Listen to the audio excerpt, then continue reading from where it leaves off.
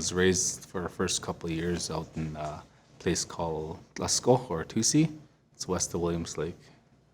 Yeah, then we moved to the place called Tlaitli, and then later on they relocated the whole community to where it's at right now, and they call it Kluskas or Luskas. You know, these drums take us places and teach us things too.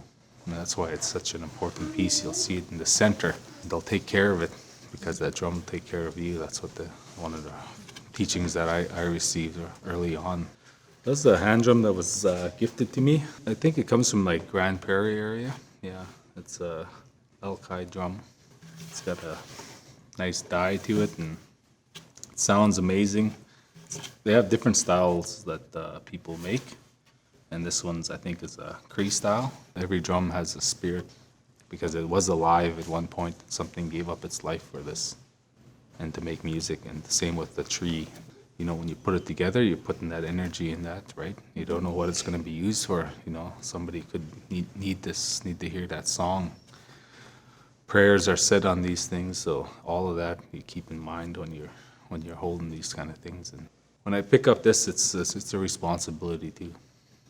And when people ask or, you know, bring tobacco or offering and ask you to do something, you know, you try your best to uphold that because, you know, somebody took time to teach me how to do this. I feel as a singer, like you have to give back, you know, that's that sort of reciprocity or that cycle, right? Nothing is gained for free. Every culture has drums in their culture, right? And so, unfortunately, because of, you know, the laws in this land that outlawed potlatches, outlawed sun dances, other ceremonies.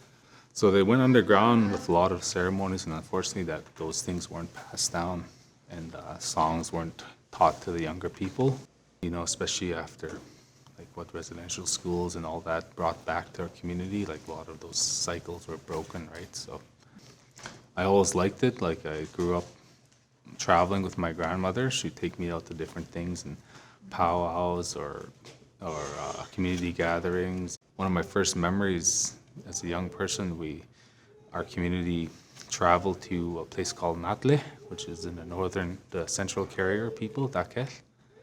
And they had a celebration there, but they had a drum. And I remember as a young kid, I didn't understand English that well back then, but they gave me a stick.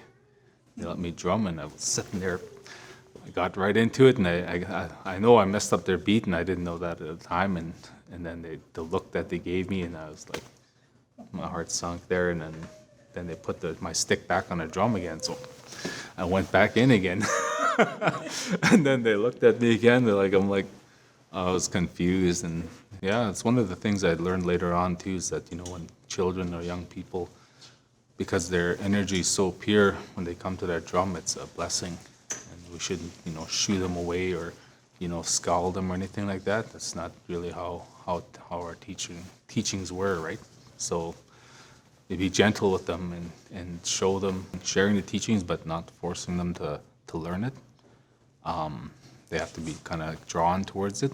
You know, they'll get it eventually, but yeah, everybody has to start somewhere. And yeah, when my late father passed away, I was 17, and you know, there was a chief that was asked by one of my grandmothers to come sing, and he sang the Bear Clan song. Yeah, it's a Dakel or carrier style Bear Clan song, and you know, I just remember that, and it's just always been so important for me to have that when I needed that.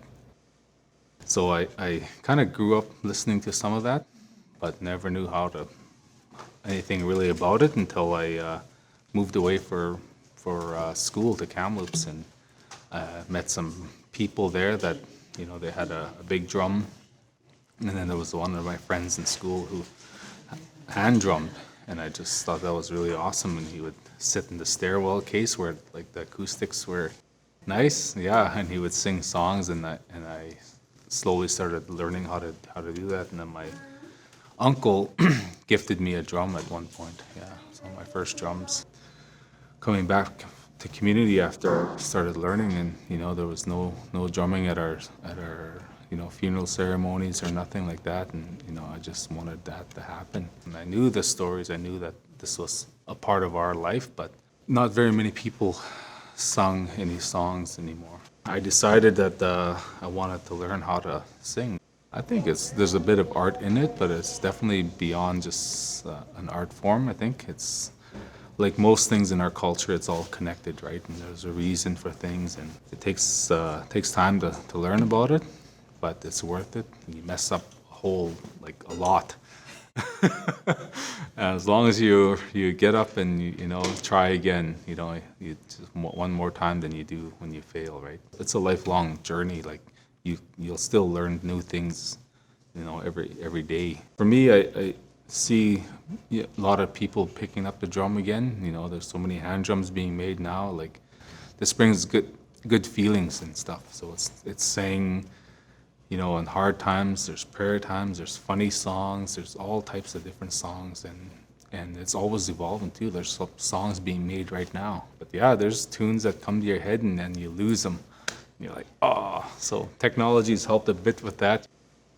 Push record and try and catch that tune so you can work on it later or something. So yeah, sometimes it comes easy, it comes all in one sitting maybe, but other times it might take a while. So you got to be at a good place and a good mind, or doing what your purpose is, I guess. Yeah, and then those songs will come sometimes. Yeah, that's some of my hopes, I guess, is that now that I see all the drums here, I want to hear people's songs come out.